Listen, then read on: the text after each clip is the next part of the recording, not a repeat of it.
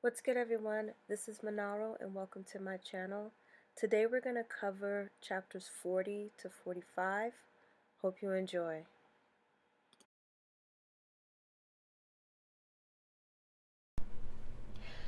Arianne is imprisoned atop the spear tower, contemplating her failed scheme. She never expected someone to inform her father of the plan, nor for Hota to intercept them, and certainly not Gerald Dane's unprovoked attack on Myrcella.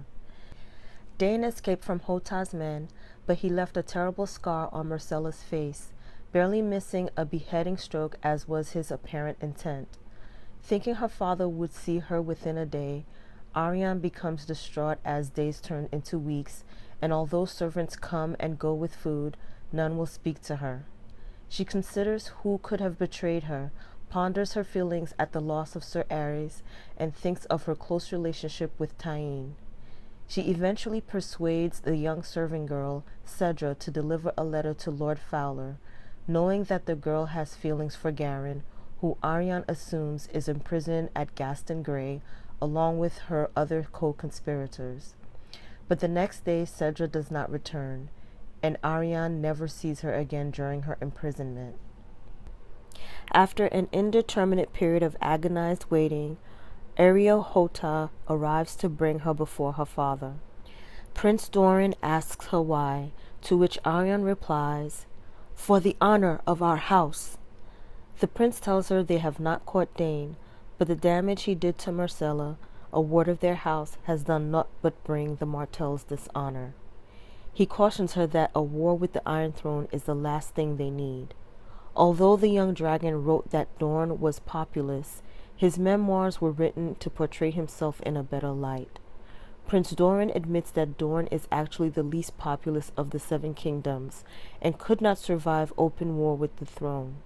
He admits it was a mistake to have not had her taken prior to running off with Myrcella, but he will not reveal who betrayed her. When he tells her that she disappoints him, Arianne retorts, "You have been disappointing me for years, father." Prince Doran discloses that none of her co-conspirators are imprisoned. Instead, he has sent Sir Andry Dalt to Norvos to serve Arianne's mother. Garin is in Tyrosh for 2 years, and Silva was sent to Greenstone to marry Lord Eldon Estermont. He goes on to remark that Arianne and her cousins may get the war they wanted, as Sir Balon Swan is on his way to Sunspear. The prince has several of his bannermen stalling him, but eventually Sir Balon will discover that his brother in the Kingsguard, Sir Aris, is dead and Myrcella maimed. Arianne continues to taunt her father, and he cautions her that he is out of patience. But the princess is unimpressed, remarking, "For Lord Tywin, you always had the forbearance of Baelor the Blessed, but not for your own blood. None." He responds, "You mistake patience for forbearance. I have worked at the downfall of Tywin Lannister since the day they told me of Elia and her children." When Arianne tells him that she wants her rights to Dorne, Prince Dorne finally reveals that she will have the kingdom when he passes. Arianne divulges that she knew of his scheme to make Quentyn his heir, but her father tells her that he had other plans for her. He offered her hand to old men because he knew she would rebuke them, but he had to be seen as trying. All along, he had promised her to Prince Viserys, but now that the last male Targaryen is dead, he has no reason to deny her her right to Dorne. He finishes by saying, "We princes make our careful plans, and the gods smash them all awry." His original plan was to send her to Tyrosh to serve as the Archon's cupbearer, where she could meet her betrothed in secret, while her brother Quentyn was being raised to assume the seat of their house. Finally, he reveals why her brother is overseas, to bring back their heart's desire. When Arianne asks what that is, her father replies, "Vengeance, justice, fire, and blood."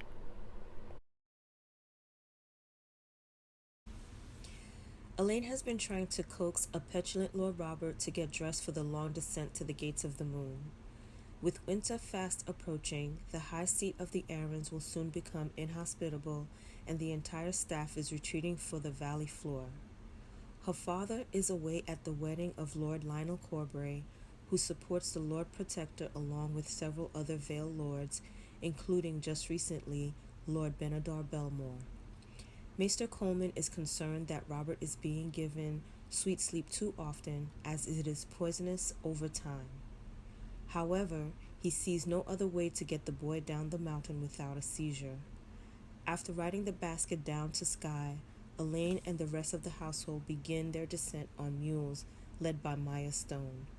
Accompanying them is Lady Miranda Royce, Lord Nestor's daughter.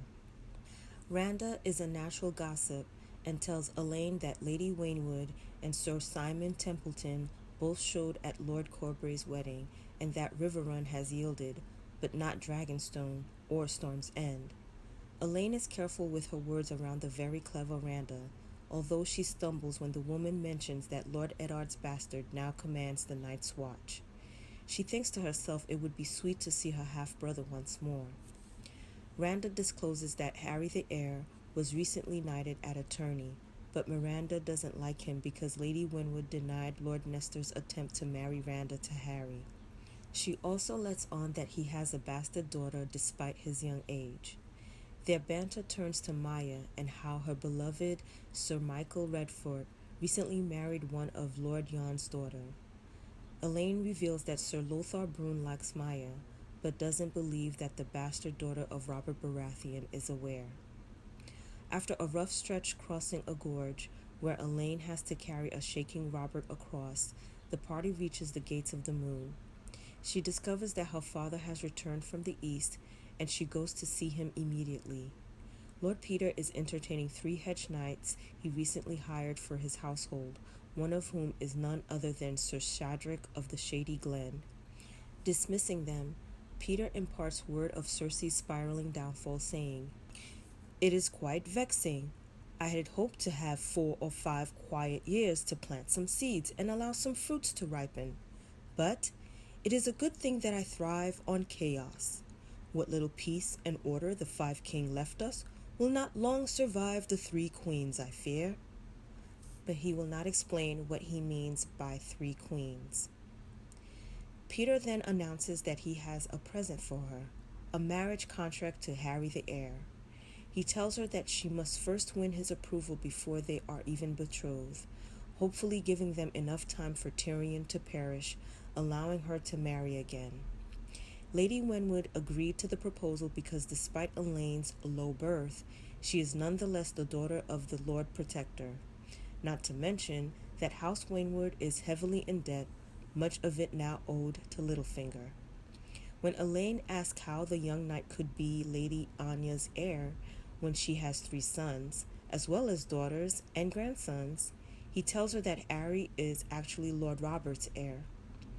He explains that Lord John Arryn's sister married a Waynwood, and her only son perished at age 3, but their youngest daughter married a knight of House Harding, who are landed knights sworn to Iron Oaks, and begot a son, now Sir Harold Harding. Besides Lord Robert, he is the only living male heir to the Arryns, since he is Lord John's great-nephew.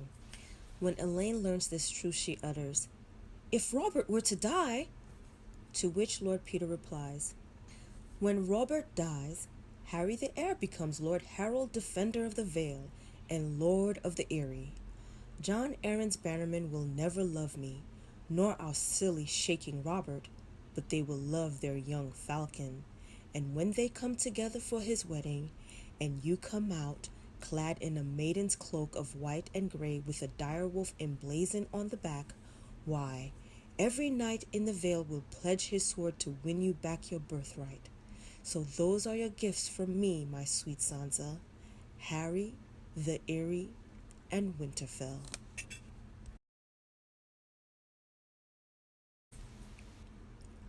Brienne fluctuates between a fever dream and semi-consciousness as the outlaws transport her severely injured body to Lady Stoneheart.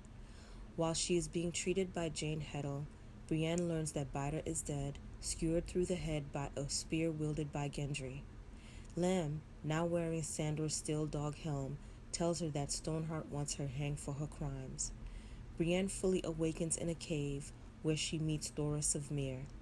The Red Priest is a ghost of his former self, and he informs her about the current state of the former Brotherhood without banners.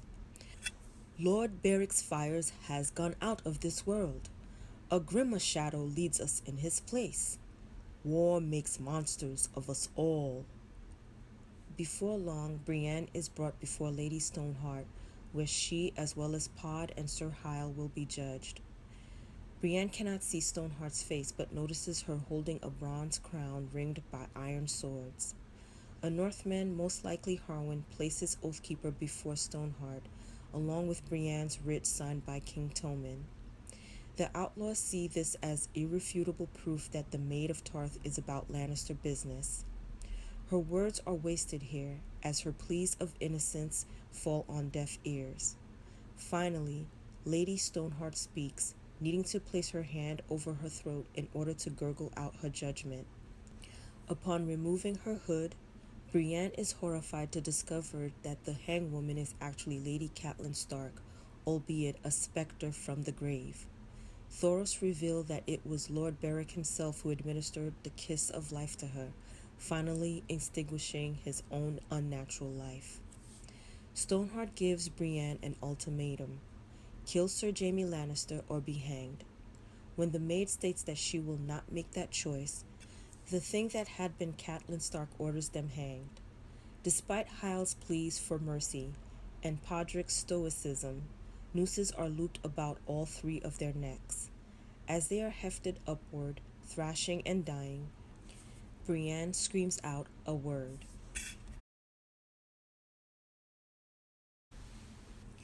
Accompanied by 6 newly reinstated warrior sons, Samwell brings word to the court that Queen Margaery and her cousins have been imprisoned at the Great Sept of Baelor for adultery and high treason. The Septa reveals that Margaery's maidenhead is not intact. Grand Maester Pycelle also reluctantly discloses to the Septa that Margaery has had him mix moon tea on many occasions. Leaving the throne room confident that Margaery was finished, Cersei agrees with Orain Water's request to launch his new Dromans in case Lord Mace Tyrell decides to march on King's Landing to save his daughter. Lord Orton Merryweather remarks that the High Septon may want to try Margaery himself, as the Faith used to do. Cersei hopes he is right. Cersei has Tommen sign some blank warrants, which she then affixes names to. Summoning Sir Osfryd, she orders him to arrest Sir Talad, the Blue Bard, Hugh Clifton, Mark Mullendore, as well as the Redwyne twins, whom she wants to be found innocent of the charges of bedding Margaery. The next morning, Cersei and Taena are carried by litter to the Great Sept. On the way, Lady Merryweather inquires, "What if Margaery demands that her innocence be determined by battle?" Cersei smiles and replies that she must be championed by a knight of the Kingsguard, but since Sir Osmond is brother to one of her accusers, that leaves only Sir Meryn Trant and Sir Boros Blount. Cersei states that the former will not be feeling well when the time comes. Within the Sept, the High Septon grants Cersei permission to visit her good daughter, while Taena goes to speak with Margaery's cousins. Margaery is beside herself, stripped of her clothes and dignity, while she is asked once an hour to confess her fornication.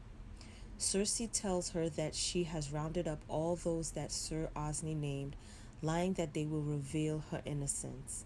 When Cersei says that a sworn brother of the Kingsguard will fight for her should it come to a trial by combat, Margaery demands that her own brother, Sir Garland the Gallant, be summoned to fight in place of the grievously injured Sir Loras. Cersei would never allow this to happen, and Margaery, well aware of Cersei's intention, tells her to leave, calling her a vile, scheming, evil bitch. Cersei is then escorted deep beneath Visenya's hill to speak with the High Septon. He tells her that the Seven will sit in judgment of Margaery and her cousins, as the Faith did in yore, before King Jaehaerys the First Targaryen stripped them of this power. When Cersei asks to have Sir Osney released into her custody, the priest flatly denies her. Chained to the ceiling of his cell, Osney has been brutally whipped. Infuriated, Cersei tells the High Septon that Osney came of his own free will.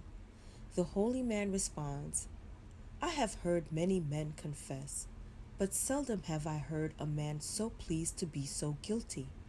The more diligently we applied the scourge, the more Sir Osney's offences seemed to change.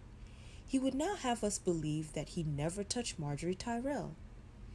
When asked now if he had carnal knowledge of the Queen, Osney points at Cersei, saying, Aye, that one there. Furthermore, he confesses that Cersei ordered him to kill the old High Septon. Upon hearing this, Cersei bolts from the cell, racing headlong through the great sept. Fearing what may happen should the faith question Taena Merryweather, she is soon overtaken by a group of septas who strip her and confine her to a grim cell. Her screams going unheard, Cersei begins to shiver from the cold. Every time she begins to fall asleep, she is jolted awake and asked if she will confess her sins. After 2 days of this torture, Qyburn enters her cell. She begs him to take her home, but the detained maester tells her it will not be allowed, and she will be tried for murder, treason, and fornication. He reveals that Marjorie will be tried by the same court, and that he delivered the blue bard to the High Septon. But despite the faith's torture, he still sings the same sweet song we taught him. Qyburn then informs her of the rapid changes made since her fall. The realm is now being governed by Sir Harys Swift and Pycelle. They removed Sir Osfryd as commander of the Goldcloaks and Qyburn from the small council, though he still works for them thanks to his control of Varys' whisperers. Lord Orton and Taena have fled to Longtable, while Sir Kevin has been sent for to take over the regency. Perhaps worst of all, Owain Waters unshipped his oars and sailed the fleet, possibly to join Lord Stannis, while Lord Mace Tyrell and Lord Randall Tarley are marching on King's Landing. Despite Qyburn's words that his unbeatable champion is ready, Cersei knows that only a Kingsguard can defend her in a trial by combat. She has Qyburn pen her final plea to her brother. Come at once. Help me. Save me. I need you as I have never needed you before. I love you. I love you. I love you. Come at once.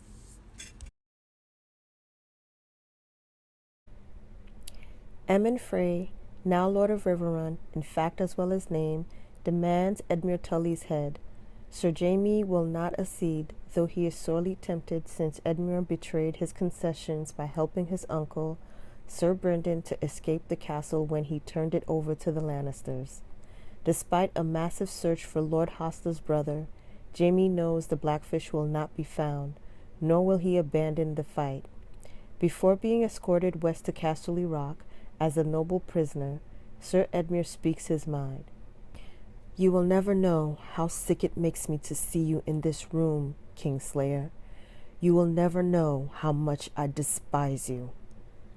Later, Lady Sybil Westerling and her daughter, the widow Queen Jane Stark, are brought before Jaime. Jane is in mourning for her husband and defiant to her mother, but when Sybil moves to slap her, Jaime intervenes and kindly asks Jane to leave the Solar. Jaime confirms to Lady Sybil that House Westerling has its pardon. Her brother has been named Lord of Castamere, and marriages will be arranged for her daughters, though Jane will have to wait 2 years before marrying again to prevent rumors that any children she has are actually Robb Stark's. Lady Sybil asks Jaime to inquire after her son, Sir Reynold, who accompanied Robb to the twins and had no knowledge of the arrangement between his mother and Tywin Lannister.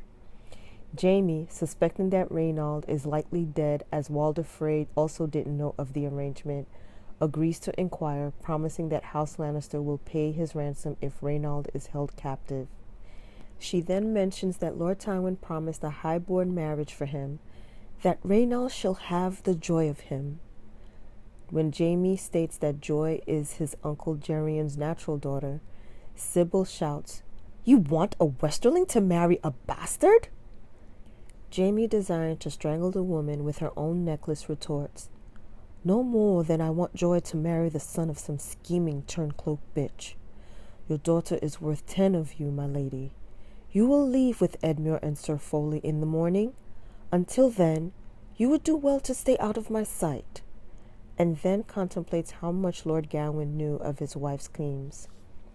The following morning, Jaime warned Sir Foley Prester to guard Sir Edmure well, for fear either the Blackfish or Beric Dondarrion might try to free him. The knight is aware of his orders to kill Edmure should he try to slip away.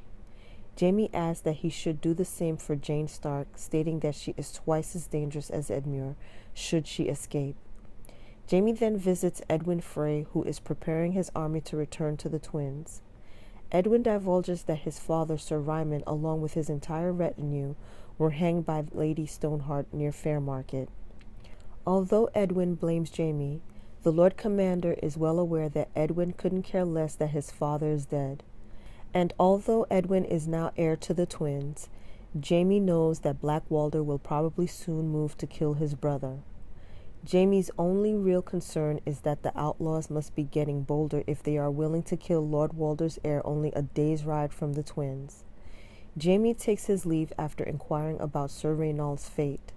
Apparently, Queen Jane's brother was responsible for loosing Greywind on the Freys and was shot full of quarrels before diving into the river. An offhand comment from Jaime about killing those responsible makes the Freys drop their smug attitude about the act. Content that he has taken Riverrun without having to take up arms against the Tullys or Starks, Jaime later agrees to allow Sir Desmond Grell and Sir Robin Ryger to take the Black, commanding Raff the Sweetling to escort them to Maidenpool. During Lord Emmond's speech to the people of Riverrun, Jaime speaks with the singer he took from Ryman Frey earlier. He reveals himself as Tom of Seven Streams and tells Jaime that he hopes to play for Lady Jenna and Lord Emmond over the winter. That night, Jaime dreams of his mother, Lady Joanna, whom he barely remembers, but the dream disturbs him when his mother cries and asks who he really is. In the morning, Maester Vyman delivers Cersei's message written by Qyburn.